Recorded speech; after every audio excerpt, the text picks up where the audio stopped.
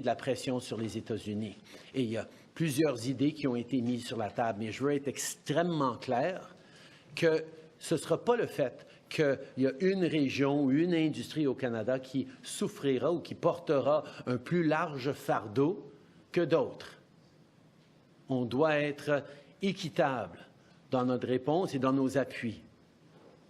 Parce que la chose la plus importante dans toute cette affaire, c'est que les Canadiens restent unis. Et c'est de ça que je parlais avec les premiers ministres des provinces et territoires cet après-midi, que l'unité de mission et de courage et de détermination dont les Canadiens vont faire preuve dans les jours et semaines à venir va être notre arme la plus effective. Parce que les familles canadiennes qui vont faire face à des impacts négatifs à cause de ces tarifs vont être en train de dire « Mais nous, on va se tenir ensemble en tant que Canadiens parce que c'est un autre pays qui nous est en train de faire cela. Et nous, on va tenir bon, puis on va réussir à passer à travers. » Les familles américaines qui vont voir des pertes d'emplois, qui vont voir des augmentations de prix à cause de ces tarifs, eux, ils vont devoir se dire « C'est à cause de notre propre gouvernement qu'on est en train de souffrir maintenant. » Et ça va amener des conversations extrêmement difficiles entre Américains sur le pourquoi de cette guerre commerciale injustifiée. We will take one last question and follow up. Thank you. Hi, Mr. Trudeau. Mackenzie Gray with Global. You mentioned the markets earlier. Someone who knows a thing about them, Warren Buffett, came out and said that these tariffs could be viewed as an act of war. Does the Canadian government believe these tariffs from Donald Trump is an act of war from the U.S.?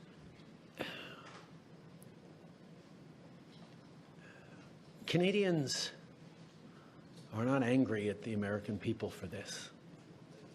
We don't have anything against Americans. Americans are our neighbors, our friends, our partners. We do things together. We've done things together for decades and generations. This is a policy decision by the American government designed to go after the Canadian economy.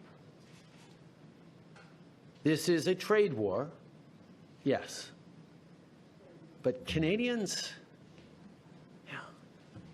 are hurt. Canadians are angry. We're going to choose to not go on vacation in Florida or Old Orchard Beach or wherever. We're going to choose to try to buy Canadian products and forego bourbon and other classic American products. And yeah, we're probably going to keep booing the American anthem. But let me tell Americans, we're not booing you. We're not booing your teams. We're not booing your players. We're booing a policy that is designed to hurt us. And we're insulted.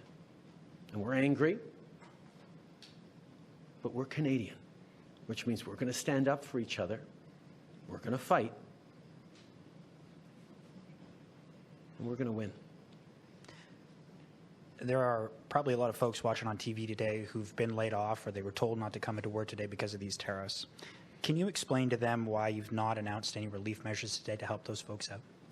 As I've said, our entire focus has been on preventing these tariffs from coming in, if there was at all a way, and it now looks like there was never a way we were going to be able to avoid these tariffs that the President was determined to do.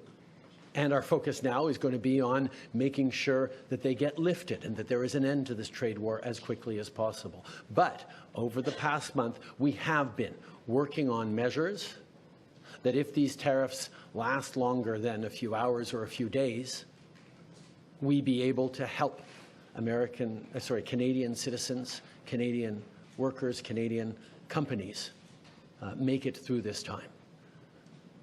But let's also be clear. This is going to be tough.